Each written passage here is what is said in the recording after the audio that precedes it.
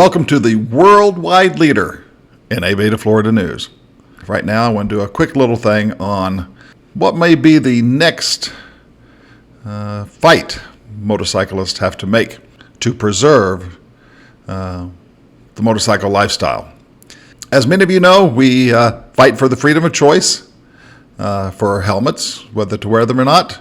We want you to make that decision yourself, but we want you to make an educated decision and have the freedom to choose. We also fight for insurances. ABATE of Florida has been very successful in the past of decreasing the amount you have to pay for your motorcycle insurance. In the past, there's been several bills in the Florida legislature to increase the amount of motorcycle insurance. Some of them have been so drastic that many motorcyclists would not be able to afford to ride. It's just that expensive. We all know that that's one way that they can, regulate motorcycles without actually passing a bill. They can raise up the insurance, and less people are able to afford it, so less people are riding, and therefore they think the roadways are safer. So that's one problem we have and we fight with. But we're learning about another one.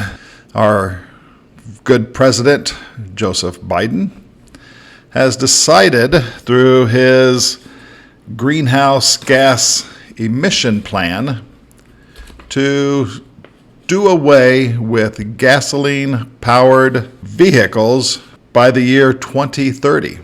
See, it's 2021 right now, so within 9 years, the Democrats, the EPA, want to get away with all gasoline-powered vehicles, all gasoline-powered motors, in favor of electric vehicles with lower emissions, tailpipe emissions. Great, that's great if the United States follows this, but what about, other countries that aren't going to follow this? Okay, how much is that really going to save greenhouse gases? So anyway, Biden is making good on a promise during his campaign election, saying that he will tighten tailpipe emission standards, which President Trump rolled back Biden's goal of cutting U.S. greenhouse emission gas by at least half by 2030. The rules would begin with the 2023 car model year and start by applying California's 2019 framework agreement on emission standards reached by Ford, Volkswagen, Honda, BMW, Volvo. So already they're starting in 2023 to push for electric vehicles.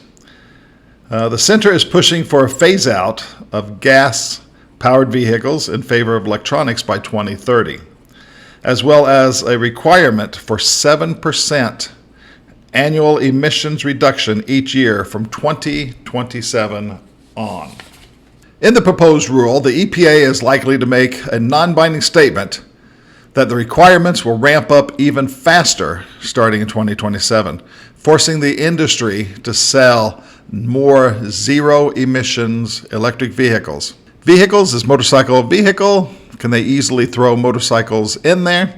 It doesn't take much to see that even Harley Davidson is coming out with the new Livewire motorcycle. Did a quick Google search of electric motorcycles, and I found a plethora of them. So Joe Biden's administration's planned revision of the U.S. vehicle emission rules has been slammed by some groups. Hey, that might be a good thing. Maybe there's hope for us. Let's read a little bit more about that. Oh, no. The groups that are slamming Biden are the environmental groups. They're saying he's not being aggressive enough to bring down pollution, and he should act more stringently on greenhouse gases, electric vehicles, and put more rules on there and make more vehicles, motorcycles, boats, be electric by even earlier than 2030. So how's that going to be? riding across the country on your electric motorcycle. That will happen if we don't do anything, if we don't vote for the right people. So I was just talking to a good friend of mine, Byron, and he's telling me he's getting ready for his upcoming yearly trip where he and his good friend Bill, they head out for a couple of weeks and travel out west. So Byron, I hope you never have to do that by a electric motorcycle. Can you imagine having to, plan, okay, this is how far we can go before we ran out of charge, or, where we're going to have to stop to charge our motorcycle. Not only that, the sound, we're going to lose the sound of a motorcycle engine. Do you want to know what a sound of a electric motorcycle makes? I have a little clip here for you.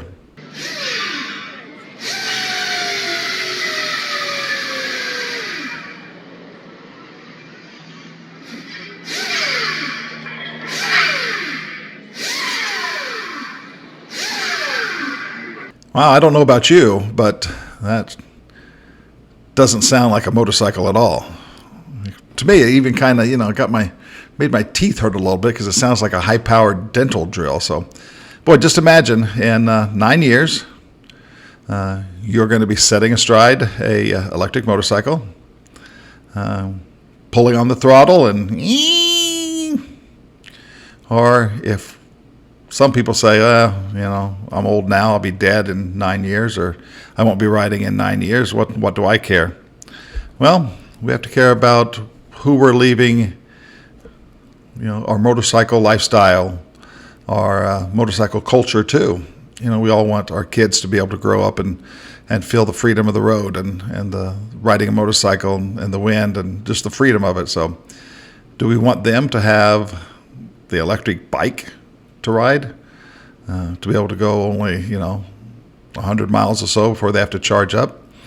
And how much is it going to cost to charge your motorcycle? How much is it going to cost to charge? With every car, every vehicle electric, they're not going to have free charging stations. You're going to be costing. So anyway, that's something that we're looking at and are going to try to fight for. So think about that when we vote for our leaders. Think about that when you're thinking about your motorcycle lifestyle and passing it on to future generations. The next story I want to talk about, I just read this morning, Florida's Agricultural Commissioner, Nikki Fried, said Tuesday that the concealed weapons licenses of 22 people involved in the January 6th storming of the U.S. Capitol have been suspended. She says this is an ongoing effect, and as charges and sentences continue in the wake of this despicable attack, we will further suspend and revoke any additional licenses granted to the insurrectionists. Fried, whose Department of Agricultural and Consumer Services oversees concealed weapons licensing, said in a prepared statement, a Fried spokesman said the department is prevented by state law from disclosing the names of the people. She would love to disclose the names of those people. She would love it. Whose licenses were suspended. Of nearly 600 people charged after the January 6th events, more than 50 listed their home state as Florida, according to the USA Today. So interesting. So we all know Agricultural Commissioner Nikki Fried is going to be running for governor of Florida.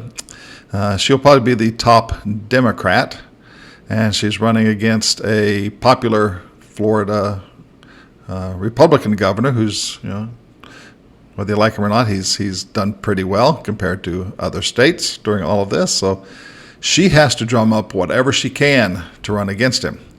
So she's taking these despicable insurrectionists, slapping them on the hand and saying, we're taking away your concealed carry permit. Whether these people have been charged, again, says here the sentences have ongoing effort for as the charges and sentences continue. So these people probably hadn't even been charged yet or sentences yet, but no, don't let any disaster go without making a good name for yourself. So, Ms. Fried, Nikki, I hope that you go after the peaceful protesters who burn, loot, shoot, and kill. I hope you go after their concealed weapons licenses too. Or is it just a one-way street? Anyway, that's it. I will see you later. Bye.